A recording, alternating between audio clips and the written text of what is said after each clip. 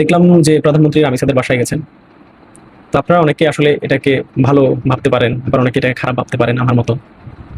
এটা রাজনৈতিক কারণ খুঁজে পেতে পারেন এই জায়গাটায় যদি আপনি চিন্তা করেন।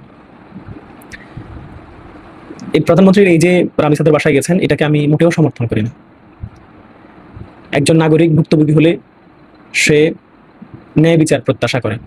আপনি রামিসার বাবাকে বলতে শুনেছেন যে তিনি রাষ্ট্রের কাছে বিচার চান না, কারণ এর আগে কোনো বিচার হয় নাই, কোনো সরকারই করে নাই। আজকে স্বরাষ্ট্রমন্ত্রী বক্তব্য দিলেন যে আপনারা বলছেন ফাঁসি দিয়ে দেয়, এটা তো একটা আইনের বিষয়, এটা তো আর আবেগের বিষয় না। সত্য, ঠিক আছে, আবেগের বিষয় না। 1971 সাল থেকে নিয়ে 2026 সাল পর্যন্ত আপনাদের সময় হয় না একটা আইন করার। এখন এসে আপনাকে বলতে হয় যে এটা তো আইনের বিষয়, এটা তো আবেগের বিষয় না। 71 থেকেই তো মানুষ প্রতিবাদ করা শুরু করেছে যে নারী শিশু ধর্ষণের এই জিনিসটা মৃত্যুদণ্ডের মাধ্যমে প্রতিরোধ করতে হবে। মানুষ আর কতবার রাস্তায় নামলে, মানুষ আর কতবার আন্দোলনে গেলে তারপর আপনারা বলবেন যে হ্যাঁ এখন আইনটা ঠিক করা যায়। এসব ধূর্ততা এগুলো ত্যাগ করেন।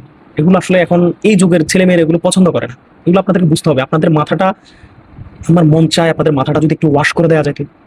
আপনারা কোন যুগে বসবাস করেন? এগুলো আমরা টলারেট করতে পারি না। আমার মনে পড়ে তখন আমি সম্ভবত ইন্টারমিডিয়েটের স্টুডেন্ট ছিলাম। আমরা প্রথম তনু হত্যার প্রতিবাদে আপনার রাস্তায় মিছিল করেছি, প্লেকার্ড হাতে আমরা রাস্তায় মিছিল করেছি, টিসি হিলের এখানে মিছিল করেছি। হ্যাঁ, তখনও পুরো বাংলাদেশ আপনার ফেটে পড়েছিল, কিন্তু তারপরও আইনটা পরিবর্তন করতে পারে না এদেশের মানুষ। এদেশের মানুষ আসলেই এক ধরনের নিরীহ।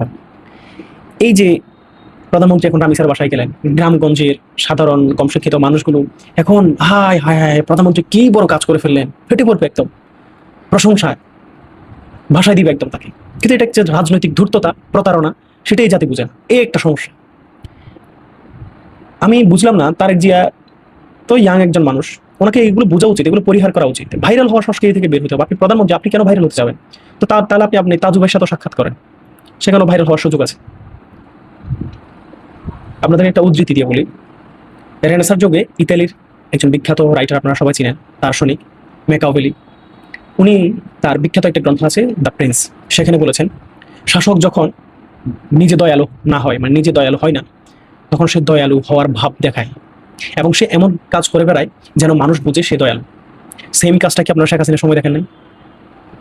আপনারা, আমি শেখ হাসিনার ব্যক্তিগত সচিব আছে না, মানে মতিউর রহমান রেন্টু, ওনার আমার ফাঁসি চাই বইটা পড়বেন এবং শেখ হাসিনার বর্তমান যে বিগত সময়ে যে শেখ হাসিনার যে সংবাদ সম্মেলন, কথা বলা, চারিত্রিক যে গঠনগুলো আছে এগুলোর সাথে মিলাবেন। ম্যাকিয়াভেলির এই কথাটা